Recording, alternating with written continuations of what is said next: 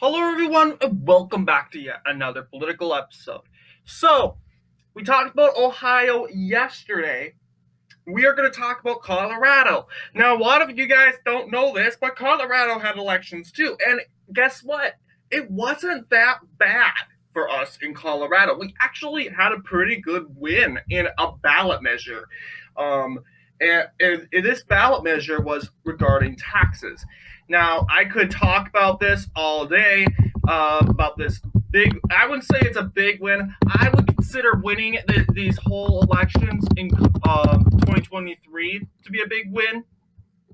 But what a win's a win. We got to take a look at the 2023 Colorado Proposition HH.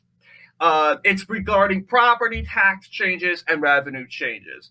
And this one was very lopsided. Democrats were mainly endorsing no, and I mean, Democrats were endorsing yes, and Republicans were endorsing no. In reality, the contents of this ballot measure saying, quote, shall the state reduce property tax for homes and businesses, including expanding property tax relief for seniors and backfill counties, water districts, fire districts, ambulance and hospital districts, and other local governments and fund school districts by using portion of the state surplus up to the Proposition HH cap as defined in this measure. As we see here, it says in May of 2023, the Colorado General Assembly placed Proposition HH on the ballot. Yeah, I had to pause. I'm like, okay, wait, May 2023 was no, this wasn't. No, this was just 2 days ago on election day. Proposition HH on the ballot. The proposition was very lopsided as it was generally supported by Democrats in the legislature while being opposed by Republicans. Now, looking at this glorious map, you'll see that yes, you have Republicans swept this map swept Colorado conservatively. You see, over in central Colorado tends to be more liberal. Regarding, I believe, some counties are indigenous, whether they might be Hispanic or Indian or Native American.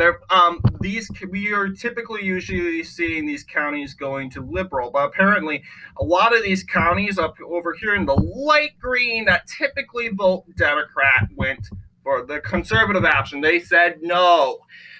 Thing is, a lot of these counties are unpopulated. They're not really rural. They're not really urban. They are not really populated that much. Honestly, they don't because I'm guessing it's either they are in indigenous areas that they're voting, then, or it's just areas that rural Coloradans that really love the Democratic Party. This is mountain areas over here, mountaintop, snow-capped areas. People that live out here. Yeah, there sure might be a little town out there, I'm sure, but a couple cities. But you'll even see this city right here. This is a consolidated city. I'm not familiar with the name, but this consolidated city ended up saying no.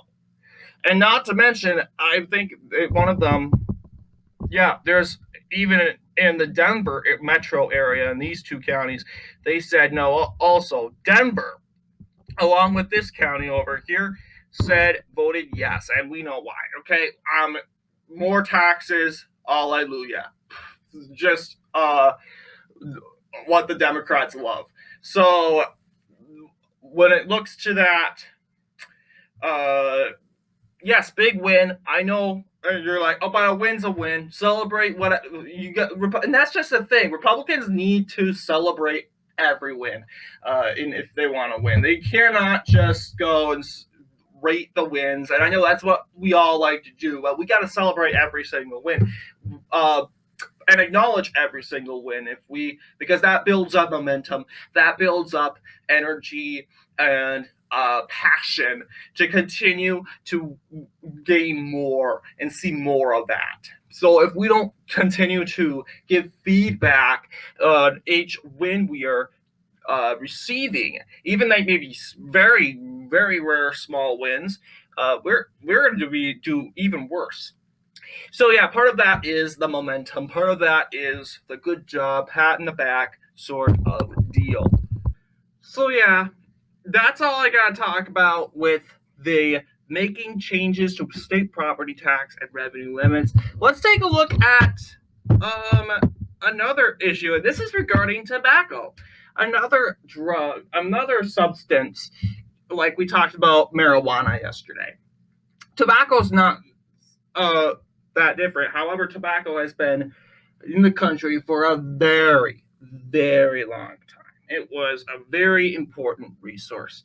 So, looking at this, it looks like Coloradans very libertarian, as you know. They love their taxes. No, I mean they hate their taxes. They want low taxes, and they want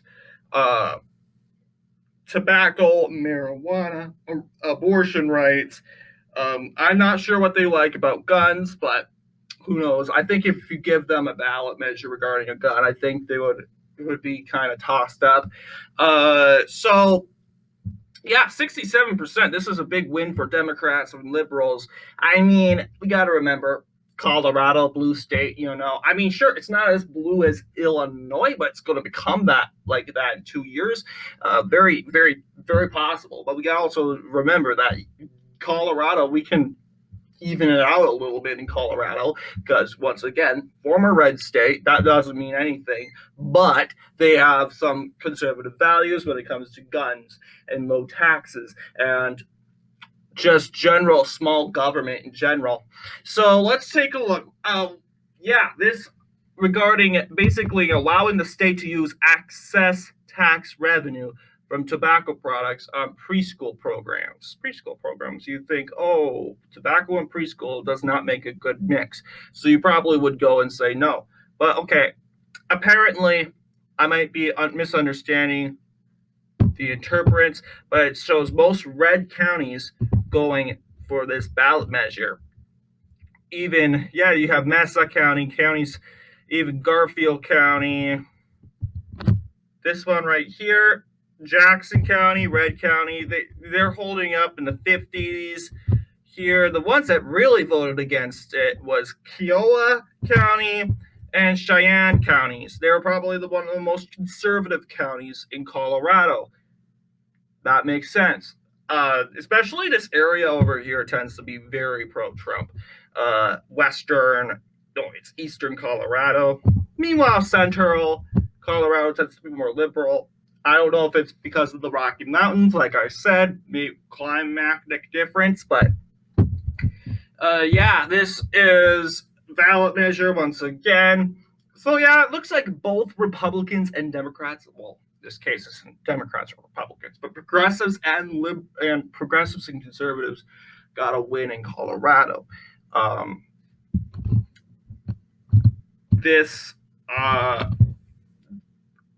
The overall conservative public got a big win, 59%, went to take down the property tax and revenue limits, and the tobacco products.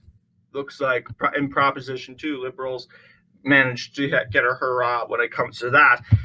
And that's all the ballot measures regarding Colorado, and that's all the elections, believe it or not. Just like Ohio, Colorado had 2 ballot measures, one regarding tobacco and one regarding taxes. So what do you guys think about Colorado? Is this more a Republican win? Is this a Democrat win? Or is this more of a toss-up? What do you guys think? Anyway, I want to thank you all for watching this video. I'll see you guys in the next political episode.